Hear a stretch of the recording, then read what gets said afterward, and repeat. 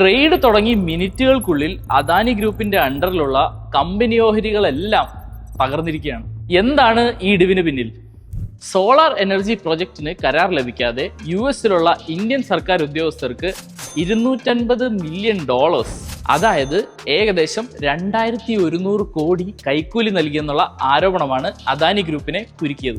16,000 കോടി profit earn ചെയ്താണ് കൈക്കൂലി നൽകി കരാർ സ്വന്തമാക്കാൻ ശ്രമിച്ചതെന്ന് US securities and exchange committee നൽകിയ കുറ്റപത്രത്തിൽ പറയുന്നത്.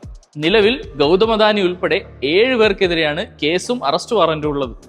അമേരിക്കൻ പ്രസിഡൻസി ഇലക്ഷനിൽ വിജയിച്ച ഡൊണാൾഡ് ട്രംപിനെ വിഷ് ചെയ്തുകൊണ്ട് US-ലെ എനർജി ഇൻഫ്രാസ്ട്രക്ചർ ഡെവലപ്മെന്റ് ഏരിയാസിൽ അദാനി ഗ്രൂപ്പ് 84,000 കോടി ഇൻവെസ്റ്റ് ചെയ്യുമെന്ന് പറഞ്ഞതിന് പിന്നാലെയാണ് ഗൗതം അദാനി ഈ കേസിൽപ്പെടുന്നത്. കേസ് നേരിടുമെന്ന് അദാനി പ്രതികരിച്ചെങ്കിലും മാർക്കറ്റിലെ ബ്ലഡ് ബാത്ത് ഇൻവെസ്റ്റേഴ്സിനെ ഏറെ ഞെട്ടിച്ചിരിക്കുകയാണ്. കൂടുതൽ ഇതേപോലത്തെ ഇൻട്രസ്റ്റിംഗ് വീഡിയോസിനായി പ്ലീസ് സബ്സ്ക്രൈബ്.